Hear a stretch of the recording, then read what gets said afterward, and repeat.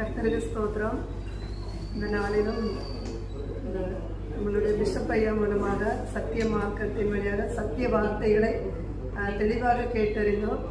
காரணம் பல இந்த மாவட்டத்திலே நாங்கள் அநேக அந்த பைபிள் அந்த வசனத்தை குறித்து கேட்டிருக்கிறோம். ஆனால் ஒவ்வொருத்தருடைய அந்த உபதேசங்களும் ஒவ்வொரு விதமாக இருக்கும்.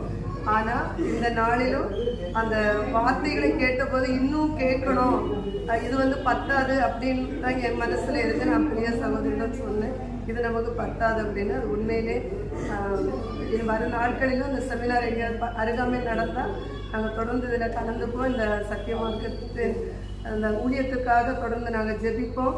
இந்த மாவட்டத்திலும் இது மாதிரி ஒரு செமினார் போடுவதற்கு ஆண்டவருக்கு சித்தமானால், அதனுடைய பொருளாதார தேவைகள் எங்களுக்கு கிடைக்குமானால் நிச்சயமாக நாங்கள் ஒரு செமினார் இந்த இடத்துல போடுவோம்.